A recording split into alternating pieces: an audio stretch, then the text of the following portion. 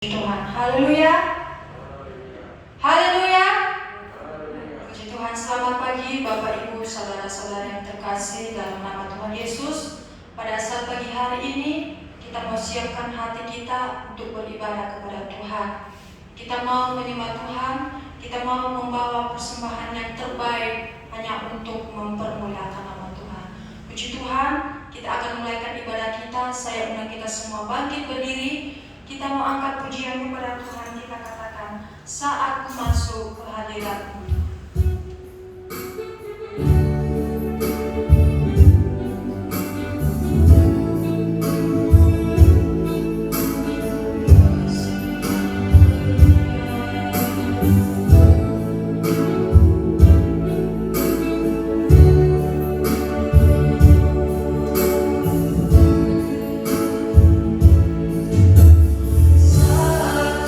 Masuk ke hadirat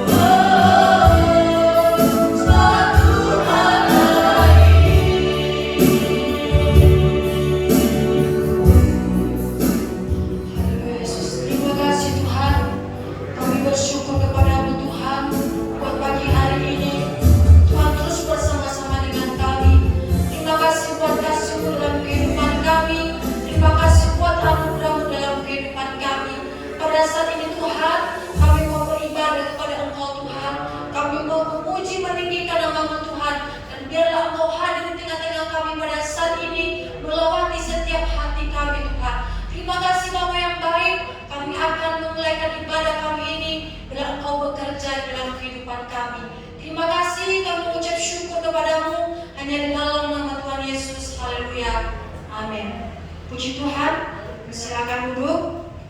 Pada pagi hari ini kita bersyukur kepada Tuhan karena Tuhan sungguh baik dalam kehidupan kita. Puji Tuhan, hari-hari kita bisa lalui karena Tuhan selalu bersama-sama dengan kita. Mari kita memuji dan bersolat bagi nama Tuhan. kita katakan hari-hari melalui bersama Yesus.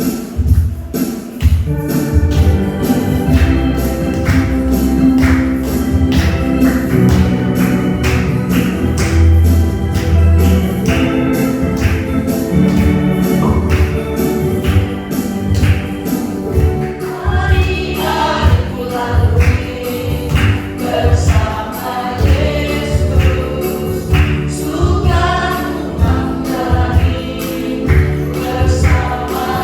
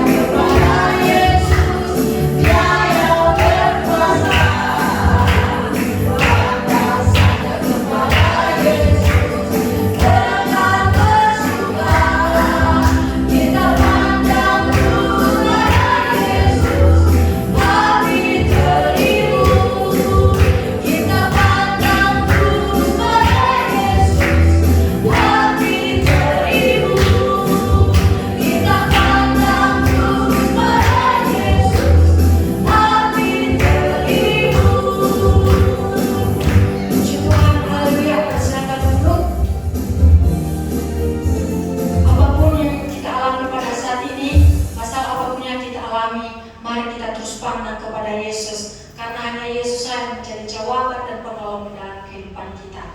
Puji Tuhan, kita akan terus memuji nama Tuhan, kita katakan terima sukacita surga. Haleluya.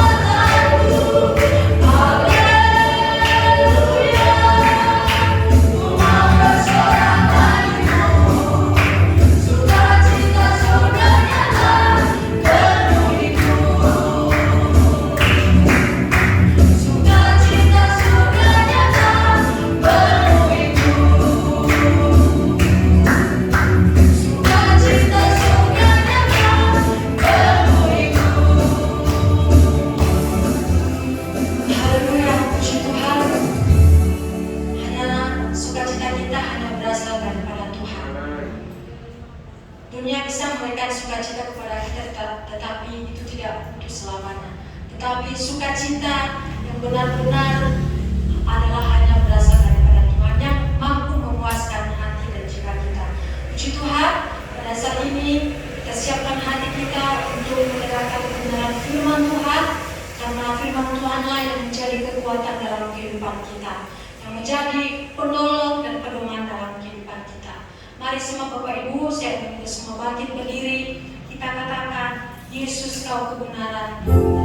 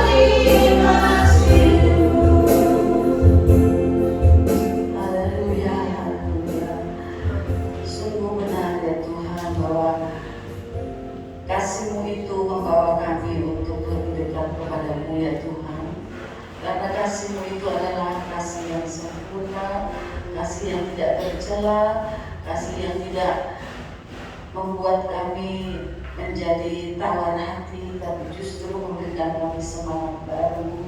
Karena sungguh kami dapat merasakan dan alami dalam hidup kami sehari-hari, bahkan di tengah badai sekalipun ya Tuhan, Engkau dapat berbisik dengan lembut ya Tuhan. Engkau tidak pernah mau mengecewakan anak-anak-Mu yang berharap kepadamu, meskipun ada waktu-waktu, ada saat-saat di mana kami tidak sanggup lagi Tuhan. Memang benar kalau firman katakan, dengan kekuatan manusiawi belaka, maka tidak ada yang sanggup melawan segala badai, bahkan melawan roh-roh penguasa-penguasa di udara yang saat ini begitu gencar untuk melemahkan iman umat-Mu, iman anak-anak-Mu, bahkan pelayan-pelayan-Mu, hamba-hamba-Mu, supaya kami jatuh Tuhan. Kami tidak lagi mengiring Engkau, kami lemah, kami tidak mau lagi Tuhan, dan kiranya hal ini tidak terjadi dalam hidup kami.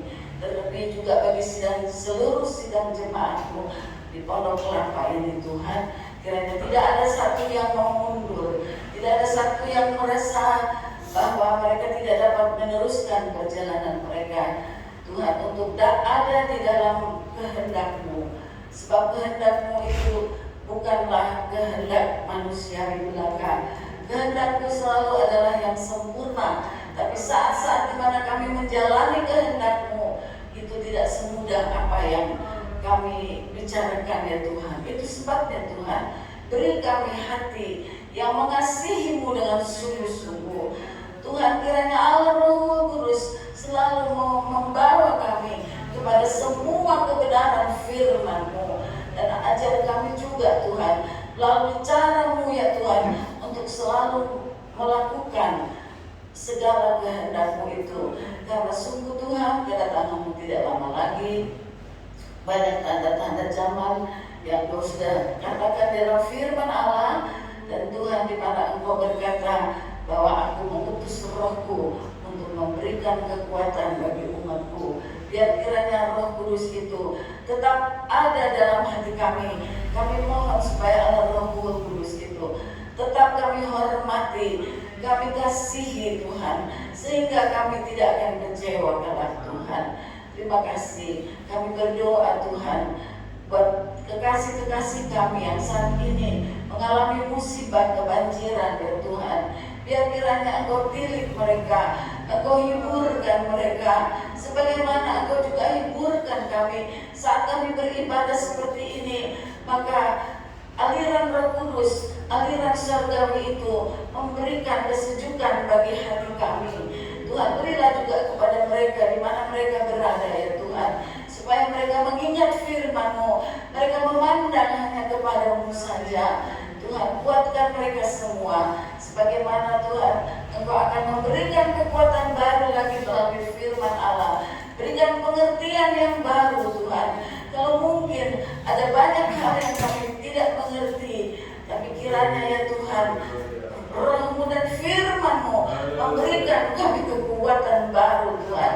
Kami perlu kekuatan ekstra Tuhan, sehingga kami tidak jatuh di dalam perjalanan kami. Tuhan, tidak ada keraguan Tuhan bahwa Engkau beserta kami. Terima kasih Tuhan, terima kasih.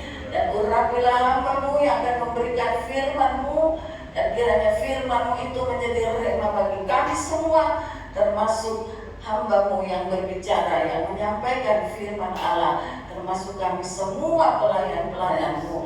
Tidak ada yang dapat kami banggakan dalam hidup kami ini, hanya Engkau saja dengan kasih karunia-Mu melayakkan kami untuk melayani Engkau. Terpujilah nama-Mu. Kami siap menerima firman-Mu, mendengar suara-Mu ya Tuhan, dan kami siap juga Tuhan untuk belajar melakukan kehendak-Mu. Terpuji-pujilah nama-Mu. Terimalah segala persembahan penyembahan kami, nyanyian kami kepada-Mu, kiranya menyenangkan hati-Mu ya Bapa. Terpujilah Engkau. Kami akan duduk diam menerima firman Allah dengan penuh sukacita, dalam nama Yesus Kristus, Tuhan dan Juru Selamat kami. Haleluya, Haleluya. Amin. Hallelujah. Hallelujah. God is good All the time. all the time. God is good. Haleluya, puji Tuhan. Benar di dalam doa tadi dikatakan bahwa ada beberapa jemaat yang sedang Kebajikan. sudah surut, saudara. Ya, saya dapat WA dari Ibu Wiwin, maaf tidak bisa datang karena baru surut katanya, ya. Jadi mesti bersih-bersih dan lain-lain sebagainya. Ya, Sesengling juga begitu, kebanjiran. Nah, saudara-saudara, kenapa sih terjadi banjir? Kenapa sampai terjadi banjir, saudara-saudara? Ya. Mari kita lihat dulu, walaupun bukan ini topik saya, ya, tetapi mari kita mau melihat dulu kenapa sih sampai terjadi banjir. Rupa-rupanya benarlah pengkhotbah berkata, tidak ada yang baru di kolom ini. Ya, sesungguhnya tidak ada yang baru, saudara-saudara. Apa yang terjadi sekarang sudah terjadi di masa-masa yang lalu, ya. Jadi topik saya adalah tentang hajaran kasih daripada Tuhan. Minggu lalu, ya, saya sudah sampaikan bahwa hajaran Tuhan yang mengandung kasih itu untuk mendisiplinkan umatnya dan juga mendisiplinkan seluruh dunia. Tapi bagian yang kedua, ajaran Tuhan yang saya ingin angkat pada pagi hari ini adalah untuk membersihkan, ya, khususnya membersihkan bait suci. Ya, jadi kalau saudara sering baca firman Tuhan sudah tahu arah kemana saya ini. Ya, bahwa Tuhan mau membersihkan bait sucinya, maka Tuhan hajar, saudara. Tapi saya mau berbicara dulu kenapa sih terjadi banjir, ya. Maka kita lihat seperti saya katakan tadi, tidak ada yang baru di kolong langit ini. Firman Allah berkata begini, ya, di dalam, saya cari dulu, ya, di dalam Lukas pasalnya yang ke-17 dikatakan begini. Lukas pasal 17, kita tahu ceritanya, ya, dikatakan bahwa di ayat yang ke-26 dikatakan begini, dan sama seperti terjadi pada zaman Nuh. Jadi dikatakan sama seperti itu yang terjadi di zaman Nuh. Artinya bahwa, ya, situasi sekarang ini sama seperti yang terjadi di zaman Nuh. Ya, berarti tidak ada yang baru, saudara-saudara. Apa yang terjadi sekarang juga terjadi di zamannya Nuh. Apa sih yang terjadi di zaman Nuh? Dikatakan begini, demikian pula lah halnya kelak pada hari-hari anak manusia. Mereka makan dan minum, mereka kawin dan dikawinkan, sampai kepada hari Nuh masuk ke dalam bahtera, lalu datanglah air bah yang membinasakan mereka. Ya, ini baru banjir, banjir selutut. Yang paling hebat saya dengar, saya dapat WA, saudara-saudara, saya lihat di WA, bukan main, banjir di Ciledug, mungkin ada yang lihat. Banjir di Ciledug, mobil lagi parkir bisa terbalik terus terseret air. Wah, saya dapat WA dari teman-teman hamba Tuhan, Ciledug lagi banjir, mobil terseret, saudara-saudara, Innova kalau saya tidak tahu. Jadi saudara-saudara, baru mungkin selutut itu barangkali bisa menyeret mobil. Ini terjadi air bah. Seperti di zaman Nuh, orang kawin mengawinkan. Kalau kita baca lanjut di zaman Lot, itu api yang menghanguskan. Jadi bukan air lagi, tapi api yang Tuhan kirim. Ya. Nah, apa sih yang terjadi di zaman Lot? Saudara, orang kawin mengawinkan. Ya, saya dengar, saya tidak tahu apakah benar, apakah ini hoax atau gimana, bahwa di negara adikuasa itu dihalalkan perkawinan sejenis. Ya, wanita sama wanita, pria sama pria. Dengan dasar katanya supaya jangan bertambah penduduk, sebab penduduk sudah penuh. Katanya begitu. Tolong dicari kebenarannya ya Pak Wellington ya. Katanya di negara sana itu mereka menghalalkan sekarang. Jadi presiden yang baru itu menghalalkan, ya, supaya kawin sejenis lah, supaya tidak punya anak lagi. Sebab dunia ini sudah padat banget, gitu. Tapi jangan kecewa ya, mau melahirkan anak ya, kecewa. Justru berdoa supaya dapat cucu gitu. Haleluya, ya. Nah, apalagi yang kita lihat di zaman Nuh, saudara? Mari kita lihat sebentar aja deh, ya. Di riwayat Nuh di Kejadian pasal 6, apa sih yang terjadi? Kenapa sih sampai banjir? Saya pikir faktor ini yang mungkin ya dikatakan begini. Ayat 9 inilah riwayat Nuh. Adalah seorang yang benar. Nuh itu orang benar dan tidak bercela di antara orang-orang sesamanya, dan Nuh itu hidup bergaul dengan Allah. Jadi rupanya Tuhan ingin mengembalikan hal ini, bahwa biarlah orang yang mengikut Tuhan itu adalah benar-benar orang benar gitu. Ya, nanti kita lihat di dalam firman Tuhan. Tidak bercela dan bergaul dengan Allah. Tuhan ingin memulihkan dunia ini untuk menjadi seperti ini. Nuh di tengah-tengah orang jahat. Apalagi yang dikatakan ayat 11, adapun bumi ini telah rusak di hadapan Allah. Nah, inilah yang membuat banjir, saudara-saudara. Udah rusak di dunia ini. Udah gak tahu mau, sudah seperti benang kusut, gak tahu mau yang dari mana nih. Ya, apalagi dikatakan begini, penuh dengan kekerasan tuh. Apalagi ayat 12, Allah menilik bumi itu dan sesungguhnya rusak benar gitu loh. Jadi Tuhan lihat nih seperti di zaman Nuh dulu, udah rusak benar nih dunia ini. Nggak tahu lagi mau cari kebenaran di mana, saudara. Udah sulit, udah barang langka itu kebenaran. Ya, atau ya, saudara ya. Sulit mendapat tempat yang benar. Sulit mendapat orang yang benar. Dikatakan begini lagi, sebab semua manusia menjalankan hidup yang rusak di bumi. Jadi waktu saya baca ini, saya tertempat, saudara-saudara.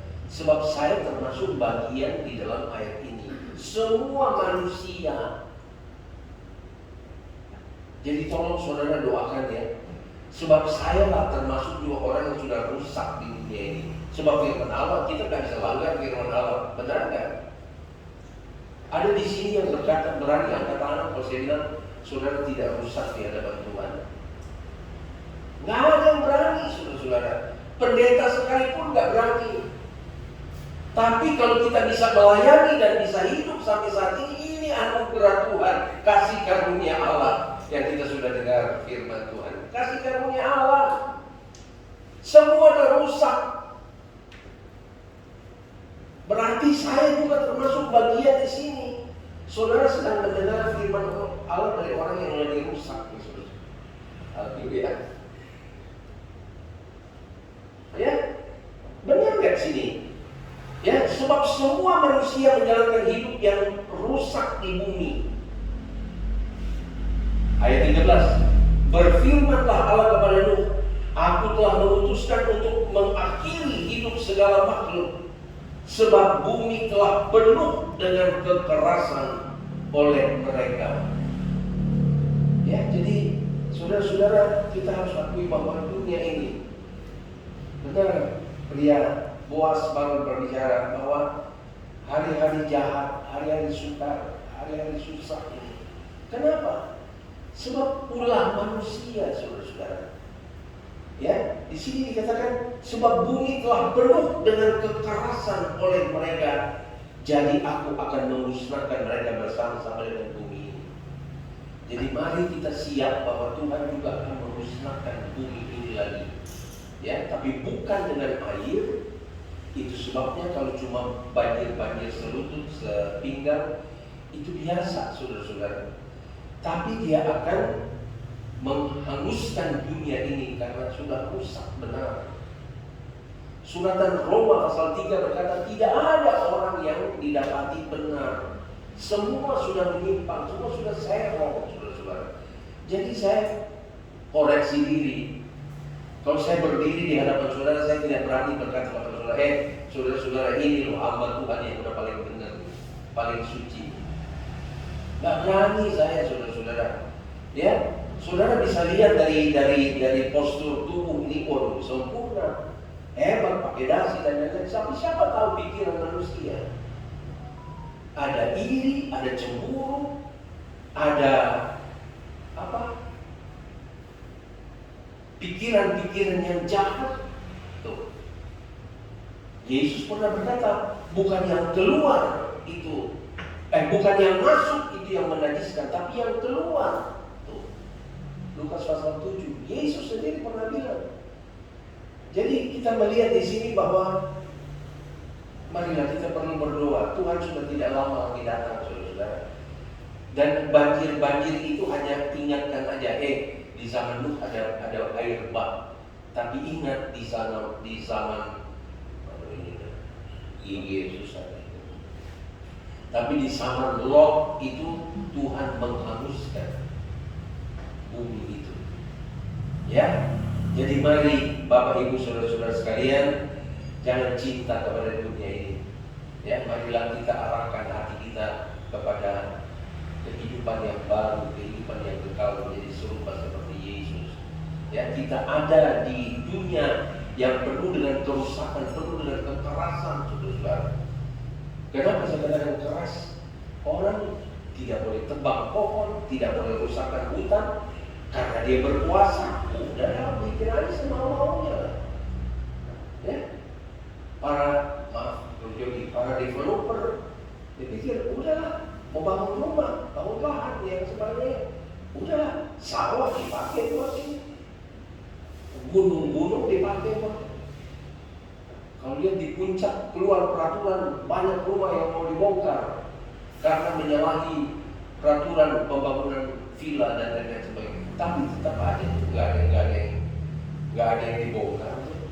Padahal peraturan ini saya sudah dengar 10 tahun yang lalu bahwa akan villa-villa di puncak itu akan dibongkar karena menyalahi itu yang membuat longsor, membuat banjir dan lain sebagainya. Tapi siapa yang berani ganggu, saudara-saudara, yang punya villa di atas itu? Kekerasan sudah terjadi. Ya, mari kita sadari hal ini bahwa kita sedang hidup di dunia yang keras. Sehingga ada yang berkata ibu kota itu lebih jahat daripada ibu tiri. Ada pepatah yang berkata, istilah berkata gitu. Ibu kota itu lebih jahat daripada ibu tiri. Haleluya, ya. Tapi Tuhan mau supaya kita menjadi Nuh di akhir zaman. Orang yang benar, tidak bercela dan bergaul dengan Allah. Tidak ada jalan lain, saudara. Kita tidak bisa lari kemana-mana, tidak bisa lari, tidak bisa bersembunyi, kecuali kita koreksi diri dan lakukan seperti apa yang dilakukan Nuh. Orang yang benar, tidak bercela dan bergaul dengan Tuhan, hidup intim dengan Tuhan. Sehingga kalaupun ada api nanti, Tuhan punya cara untuk menyelamatkan kita. Amin. Seperti waktu dia mau kirim air bah, mana ada orang yang berpikir mau bikin bahtera, saudara. Bikinnya di atas gunung lagi. Semua mencela Nuh, Ngapain bikin perahu di atas gunung? Nuh bersaksi, Nuh berkorban. Dunia ini mau dihancurkan dengan air bah. Apa itu air bah? Ada hujan nanti 40 hari 40 malam. Apa itu hujan? Coba. Tapi Tuhan punya cara untuk menyelamatkanmu. Belajar taat saja. Bikin Nuh yang kayak begini, ukurannya begini Nuh, kotak-kotak begini, dibikin begini ya. Nuh, iya Tuhan, iya Tuhan. Cuma dia bergaul erat dengan Tuhan. Kali. Haleluya. Nah, saya masuk di kenapa Tuhan mau hajar lagi untuk pembersihan. Mari kita buka Alkitab kita. Ya. Di dalam Yohanes pasal 2. Yohanes pasal 2, saudara-saudara ya, yang cepat saya ingin sampaikan hajaran Tuhan yang penuh belas kasihan, penuh dengan kasih untuk membersihkan bait Allah. Jadi tadi saya berbicara tentang, orang udah hidup keras, udah hidup semau-maunya.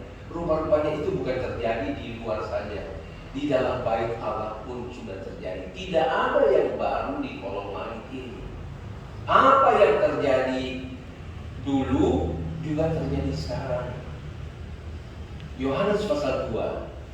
Ya, setelah Yesus mengadakan mujizat di pesta Kana, kemudian Yesus berpindah ke Kapernaum.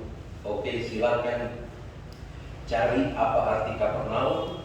Tapi kemudian Yesus berpindah lagi pergi ke Yerusalem. Yesus menyucikan bait Allah. Bayangkan saudara-saudara, bait Allah yang sebenarnya konotasinya itu harus suci, sebab bait Allah itu tempat berdiamnya Allah. Haleluya. Yang disebut bait Allah, disebut rumah Tuhan. Kalau sekarang disebut gereja, seharusnya gereja itu, rumah Allah itu, bait Allah itu kudus.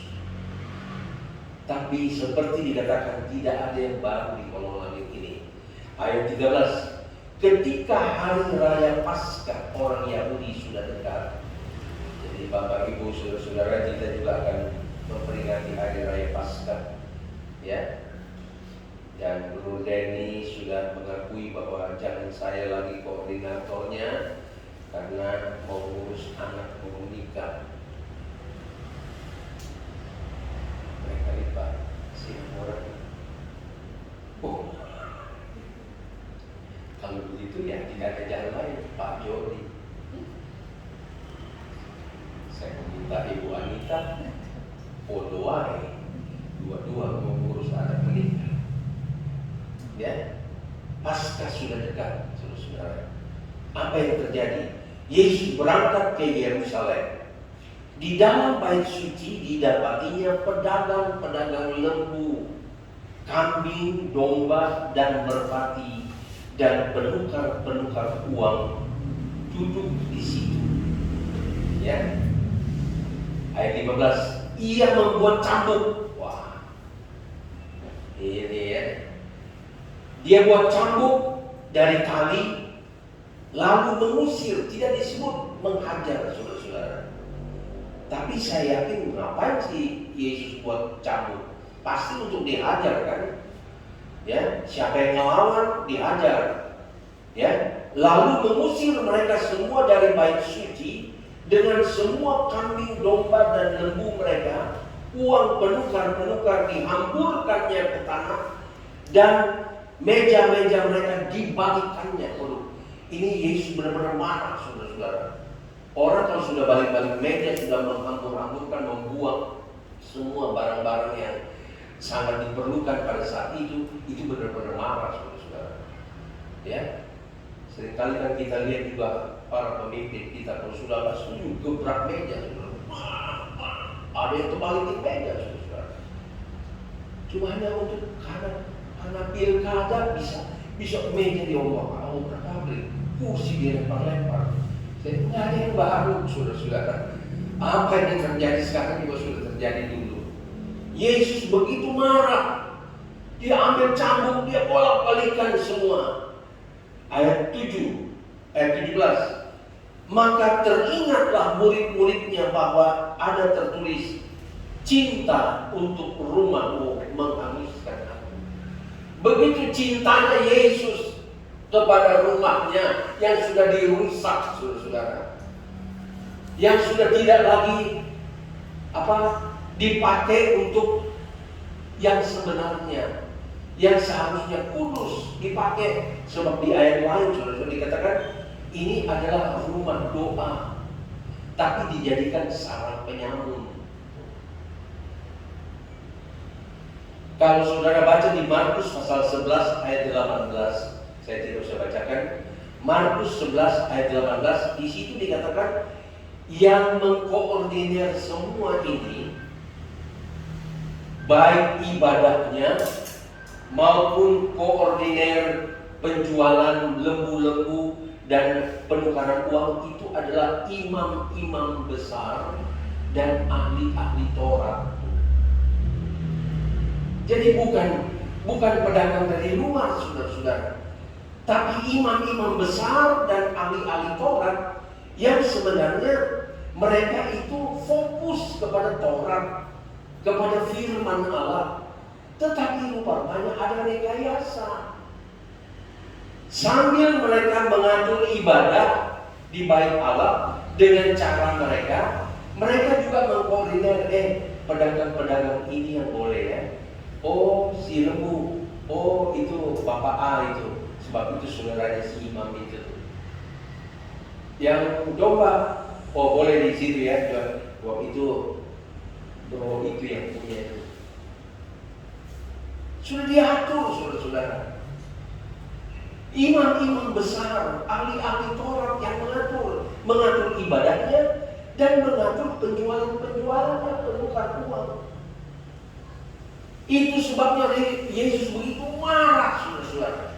Ini kalau kita perhatikan, dia marah besar. Bikin dicambuk, kemudian dibalikkan semua, dibuang semua. Sehingga akhirnya di ayat 18 berkata begini, orang-orang Yahudi, orang-orang Yahudi ini adalah imam-imam kepala dan ahli-ahli Taurat, menantang Yesus. Saking marahnya mereka menantang Yesus dan berkata, tanda apakah dapat engkau tunjukkan kepada kami bahwa engkau berhak bertindak demikian? Marah juga mereka nantang Yesus. Apa tandanya kamu bisa seenaknya buat begini? Waduh, ya. Terus kemudian dikatakan bahwa mereka mau coba membunuh Yesus, tapi mereka tidak berani, ya. Mereka tidak berani, saudara tahu ceritanya. Jadi mari saudara-saudara, kita melihat di sini bahwa Yesus marah besar. Kenapa sih Yesus marah besar? Ya, ada dua hal saudara-saudara yang terjadi di bait Allah itu. Yang pertama dikatakan dalam bait suci ayat 14, dalam bait suci didapatinya pedagang-pedagang lembu, kambing, domba, dan merpati. Itu yang pertama. Kenapa Yesus marah? Ada pedagang-pedagang yang disebut sarang penyamun. Kenapa? Sebab rupa-rupanya setiap orang mau masuk untuk mau minta ampun dosa harus beli domba atau lembu atau kambing atau burung. Harus beli dulu dan dipersembahkan, darahnya itu harus menjadi korban. Benar saudara-saudara. Tapi rupa-rupanya ada rekayasa di antara imam-imam besar dan ahli-ahli Taurat yang saya katakan tadi. Rupa-rupanya korban itu gak benar. Korban asal-asalan. Itu sebabnya kenapa Yesus marah besar. Sebab rupa-rupanya lembunya gak benar, kambingnya gak benar, dombanya gak benar. Coba kita lihat saudara-saudara. ukuran persembahan yang benar. Saya bacakan buat saudara. Ukuran korban yang benar. Ya, dikatakan dalam Maleakhi pasal 1. Tolong ya, saya bacakan saja. Maleakhi pasal 1 adalah korban-korban yang benar di hadapan Allah. Tapi rupa-rupanya terjadi pencemaran korban-korban. Jadi korban si korban, beli si beli, kemudian bawa untuk dipersembahkan, tapi korbannya nggak benar. Mari kita jadi introspeksi diri. Benar sih kita berkorban, benar sih kita beribadah, benar sih kita memberi, benar sih kita memuji, menyembah Tuhan.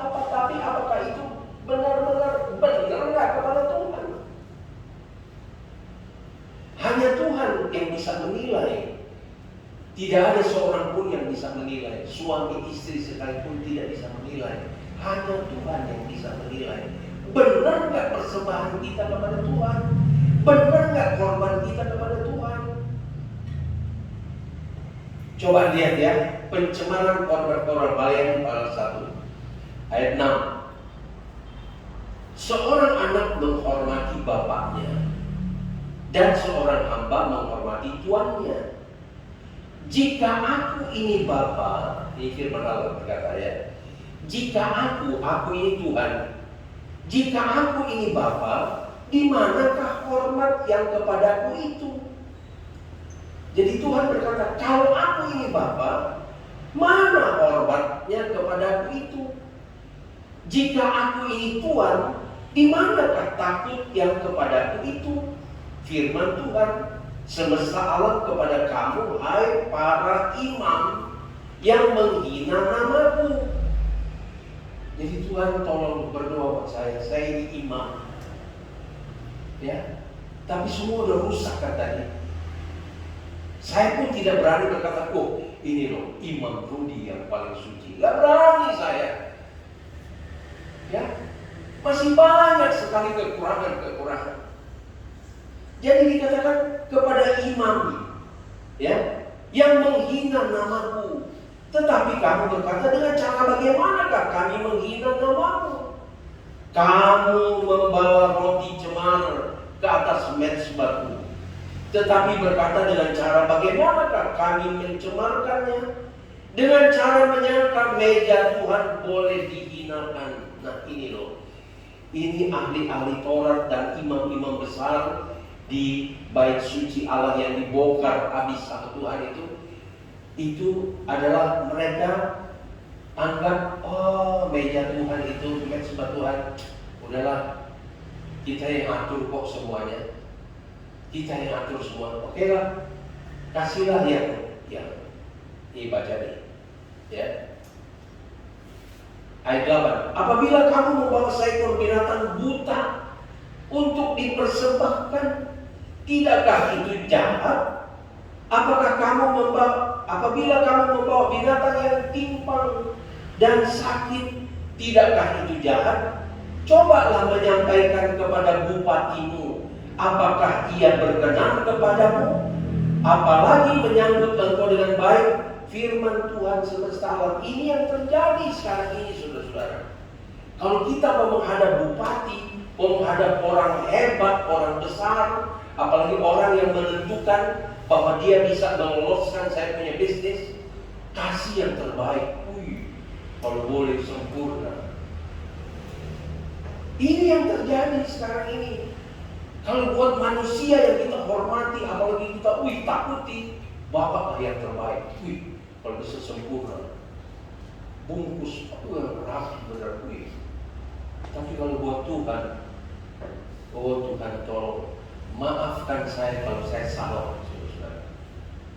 Tapi seringkali kita bawa yang seada-adanya. Itu sebabnya ada seorang hamba Tuhan, Om Srioto, ya, itu mertuanya Tom Rukat yang baru meninggal dari Malang.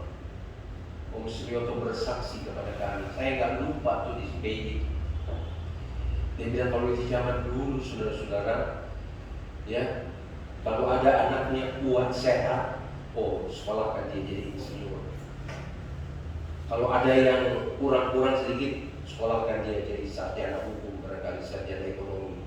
Tapi kalau ada yang sakit-sakitan, oh bawa dia ke sekolah Alkitab supaya dia sembuh di sana. Kasih sama Tuhan yang sakit-sakit.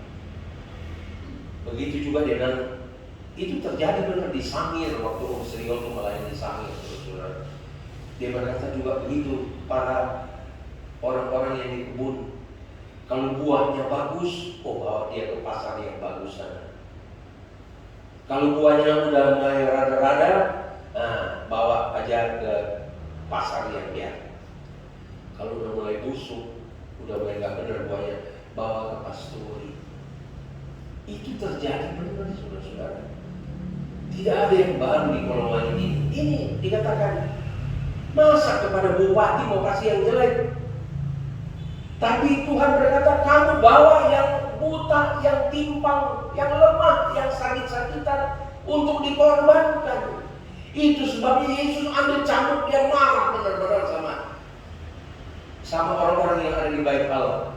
Lagi ayat 9, maka sekarang cobalah melunakkan hati Allah supaya Ia mengasihani kita. Oleh tangan kamulah terjadi hal ini. Masakan Ia akan menyambut salah seorang daripadamu dengan baik. Jadi mari tugas kita adalah melunakkan hati Allah. Dengan datang, Tuhan ampunilah saya, Tuhan ampunilah. Ampunilah kalau korban saya kurang benar, pujian, penyembahan, ibadah saya kurang benar. Tuhan ampuni, Tuhan. Firman Allah, saudara baca selanjutnya. Tapi ada satu saya baca di sini, ya, supaya tidak kepanjangan. Dikatakan begini, ayat 13, kamu berkata, lihat, alangkah susah payahnya dan kamu menyusahkan aku Tuhan, ya, firman Tuhan semesta alam. Kamu membawa binatang yang dirampas, binatang yang timpang, dan binatang yang sakit. Kamu membawanya sebagai persembahan. Akan berkenankah aku menerimanya dari tanganmu, firman Tuhan? Ayat 14, perhatikan baik-baik ayat 14.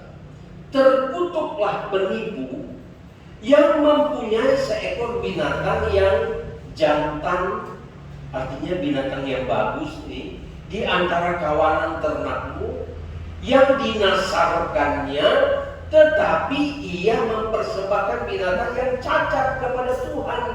Sebab aku ini raja yang besar, firman Tuhan semesta alam, dan namaku ditakuti di antara bangsa-bangsa. Artinya begini, saudara-saudara, ada orang di antara binatang-binatang yang dia punya, ada yang mantap nih, yang hebat nih, yang sempurna nih. Dia nasarkan, pokoknya yang ini saya persembahkan kepada Tuhan. Tapi tentu ada bla bla bla bla bla bla. Tahu-tahu begitu sampai bukan yang dinasarkan yang dipersembahkan, tapi di sini dikatakan yang pincang, yang buta, yang lemah, yang sakit. Seringkali kan manusia seperti itu, nasar. Tuhan, kalau Engkau sembuhkan, kalau Engkau berkati, ini Tuhan yang aku persembahkan. Tapi begitu sudah kenyataan, yang lain, yang lain ini, yang KW3. Tadinya demokrasi yang asli, tahu jangan deh yang KW1 aja deh. Tahu yang dari KW3, saudara. Haleluya. Inilah kenapa Tuhan begitu marah kepada ahli-ahli Taurat, kepada imam-imam kepala di bait Allah yang rupa-rupanya punya apa tuh ya? Apa tuh orang bilang? Ya, nipu lah. Sekarang kan juga begitu. Karena saudara, sini kamu yang urus bagian lembu ya, saudara siap, kamu yang urus kambing ya. Yang gimana? Oke lah, pokoknya cicai aja lah. Yang bagaimana pokoknya. Yang kedua, kita kembali kepada Yohanes pasal 2.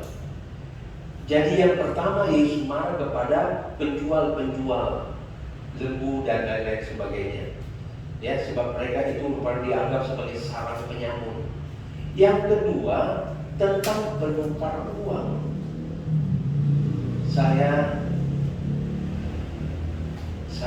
minta maaf ya, saya baca dari sebuah renungan saudara. Kemudian terbuka pikiran saya. Kenapa penukar uang ini? Rupa-rupanya saya baca di dalam satu kisah begini. Pada zaman ini ya, mata uang perak yang beredar adalah koin buatan kota Antioquia. Jadi koin-koin uang yang sedang beredar di saat itu adalah buatan Antioquia. Tapi para imam dan ahli-ahli Taurat itu menetapkan bahwa mata uang yang boleh dipakai untuk persembahan adalah uang buatan kota Tirus. Jadi sebenarnya yang beredar itu yang sudah biasa itu mata uang dari Antioquia. Tapi karena ada interest, apa itu? Bukan interest, itu apa? Karena ada udang di balik capcai itu, maka dibilang ganti, harus uang dari buatan Tirus. Padahal itu sama nilainya. Tapi mereka berkata bahwa uang Tirus itu, logam Tirus itu, peraknya itu lebih tinggi. Padahal itu sebenarnya alasan, saudara-saudara. Karena mereka berkuasa di bait Allah itu. Mereka berkuasa. Jadi sebenarnya uang dari Antioquia sama uang dari Tirus itu nilainya sama. Tapi mereka mengambil satu keputusan, tidak boleh uang dari Antioquia, harus uang dari Tirus. Sebab itu punya kadar peraknya lebih tinggi. Padahal ada udang di balik capcai itu. Sehingga yang harus dibawa ke dalam itu uang dari Tirus. Itu sebabnya ada penukar uang. Uang kamu apa? Wah, ini logam Antioquia, nggak bisa. Harus uang Tirus. Padahal itu sudah direkayasa, sudah diatur begitu rupa supaya mereka mendapat untung. Sebab ini pemuka-pemuka agama, imam-imam kepala, ahli-ahli Taurat ini punya uang Tirus supaya laku uang mereka, uang Antioquia tidak boleh. Padahal nilainya sama. Itu yang terjadi di bait Allah. Ada rekayasa supaya mendapat untung. Itu sebabnya Yesus marah besar, dia bolak-balikan, ambil cambuk, keluar semua, pergi semua. Marilah kita periksa bait Allahnya Tuhan, yaitu kita sendiri. Adakah rekayasa di hadapan Tuhan? Itu sebabnya Tuhan izinkan COVID untuk membersihkan semua ini, mengoreksi semua. Ya, ibarat kita ditampi semua. Gereja-gereja baik-baik suci, hamba-hamba Tuhan, imam-imam, jemaat Tuhan sedang ditampi. Mana yang benar, mana yang bersih kelakuannya, mana yang ada rekayasa untuk mencari keuntungan. Itu sebabnya saudara-saudara, keuntungan dicari bukan saja di luar. Gereja-gereja juga sedang mencari keuntungan. Tuhan tolong kepada kita. Ya, sehingga dikatakan semua yang masuk ke bait Allah itu mau atau tidak mau harus menggunakan logam Tirus. Padahal nilainya sama. Cuma direkayasa. Oh, ini uang Tirus, dia punya kadar peraknya lebih tinggi loh. Siapa yang tidak mau tidak bisa masuk. Itu sebabnya juga begitu dengan binatang-binatang. Terserah lah mau apa, pokoknya bawa aja lah. Haleluya. Ini yang disebut dunia ini sudah rusak, saudara-saudara. Rusak dengan kekerasan. Persis di zaman Nuh. Sama dengan zaman Nuh. Dunia ini sudah keras. Itu sebabnya Tuhan menyesal. Aku akan menghabiskan dengan air bah. Tapi di zaman Lot Tuhan kasih ingat, bukan dengan air bah lagi. Ada tanda pelangi sebagai perjanjian Allah bahwa Tuhan tidak akan dengan air bah lagi, tapi tanda pelangi itu adalah dengan api. Haleluya. Itu sebabnya marilah kita bertahan dan berjaga, ya, sebab memang dunia ini sudah rusak. Ya. Jangan kita pikir bahwa yang rusak itu di luar, yang di gereja itu bagus. Bukan begitu. Ya, apa yang terjadi dulu juga terjadi sekarang ini. Tuhan tolong kita berdiri bersama-sama.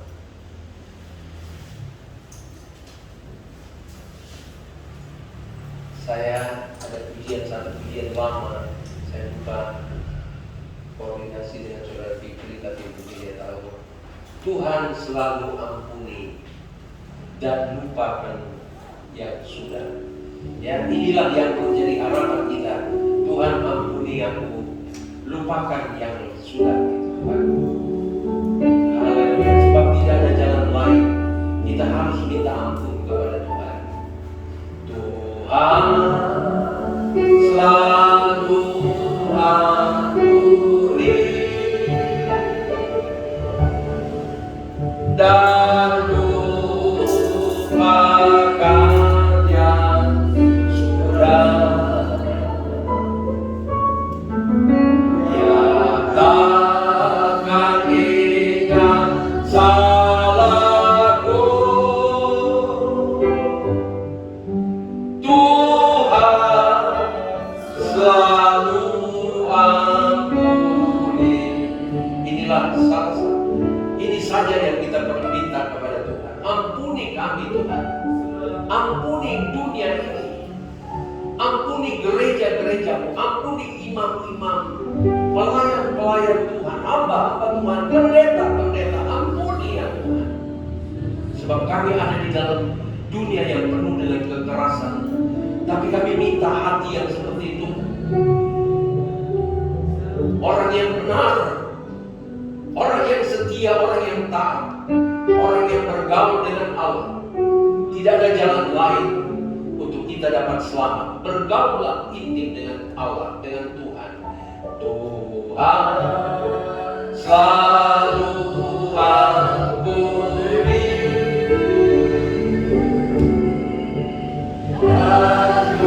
Haleluya. Lupakan yang sudah. Oh, dia takkan ingat salahku. Tuhan nyanyi lagi sampai kita merasakan Tuhan ampuni kita. Haleluya. Mari kita koreksi hati kita, pikiran kita. Persembahan apakah yang saya berikan kepada Tuhan? Apakah yang timpang, yang buta, yang lemah, yang tidak baik? Haleluya.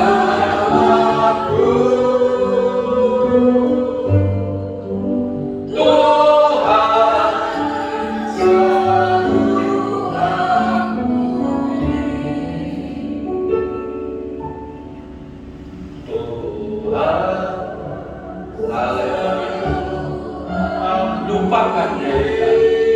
Buanglah sejauh timur dari barat Tuhan.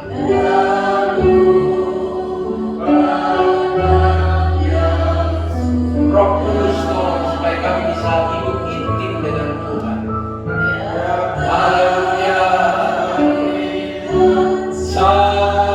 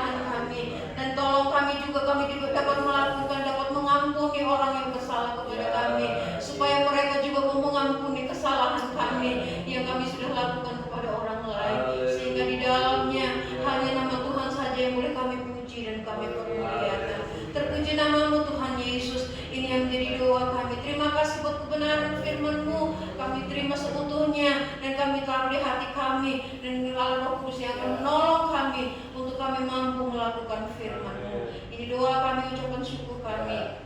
Kami sudah terima firman-Mu hanya di dalam nama Tuhan Yesus Kristus yang menjadi Tuhan dan Juru Selamat kami. Bapa dalam sorga, terima kasih Tuhan. Hamba-Mu teringat akan firman Allah yang disampaikan oleh Rasul Paulus. Jangan sampai aku yang mengajar, tapi aku sendiri yang terhilang. Tuhan, tolong kami semua Tuhan. Jadikan kami seperti firman-Mu. Roh Kudus, pegang tangan-tangan kami, topang kami, sebab tanpa Roh Kudus, tanpa Roh penolong, kami tidak akan menjadi sempurna seperti Engkau. Terima kasih Tuhan Yesus. Kami terus berdoa buat pemerintah kami, Bapak Presiden dan seluruh kabinet, bahkan seluruh pemerintahan yang sedang berusaha keras ya Tuhan.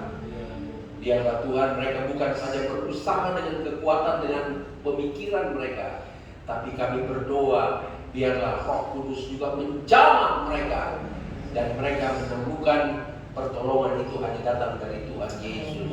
Karena firman-Mu dengan tegas berkata tidak ada keselamatan di bawah kolong langit ini di luar daripada Yesus.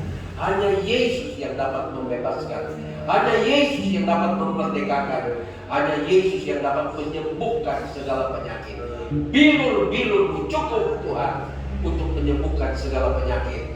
Kuasa Tuhan cukup untuk menghancurkan COVID ini. Tetapi Engkau sedang ingin menampi dunia ini ya Tuhan. Mana yang benar, mana yang palsu. Terima kasih Tuhan Yesus. Kami berdoa terus juga para medis, biarlah mereka juga bekerja sungguh-sungguh dengan rasa takut dan hormat kepada Tuhan. Terima kasih Tuhan, kami juga tetap berdoa Engkau hancurkan COVID ini ya Tuhan. Engkau patahkan dalam nama Yesus, dan kami boleh hidup lagi sebagaimana waktu-waktu yang lalu. Nama Tuhan dipuji dan dibesarkan. Terima kasih Tuhan Yesus, berkati jemaat-Mu. Jemaat-Mu adalah milik-Mu, adalah biji mata-Mu. Dan Kau berkati usaha pekerjaan, rencana-rencana mereka. Tuhan, khususnya keluarga Labian, Mamuaya yang akan menikahkan anak mereka, Tuhan campur tangan sehingga semua jadi, bukan dengan kuat gagah mereka, tapi oleh pertolongan daripada Tuhan. Berkati kekasih-kekasih yang tidak sempat hadir, tolong mereka ya Tuhan, yang kebanjiran, kehujanan, yang sakit, jamah dan lawati mereka. Tolong mereka ya Tuhan, supaya mereka boleh bangkit kembali dan kembali beribadah kepada Tuhan. Terima kasih. Berkati juga Bro Jody yang akan mempersiapkan untuk siaran ulangan, supaya jemaat yang ada di rumah juga diberkati sebagaimana Tuhan berkati kami. Terima kasih semua yang sudah melayani Engkau balas memberkati sesuai dengan janji firman. Dan oleh sebab itu saudara-saudara, marilah kita pulang ke rumah kita masing-masing dengan damai dan sejahtera, dengan sukacita, dengan pengharapan, dengan memohon pertolongan Allah Roh Kudus, sebagaimana kami dengar firman Tuhan. Tolong kami supaya kami tidak hidup dalam kekerasan ya Tuhan. Segala kemuliaan, pujian dan hormat bagi Tuhan. Dan oleh sebab itu pulanglah dengan berkat daripada Allah Bapa, kasih sayang daripada Yesus Kristus, dan persekutuan di dalam Roh Kudus sekarang sampai selama-lamanya. Berkat ini kita terima dalam nama Tuhan Yesus Kristus, dan semua yang diberkati Tuhan berkata amin.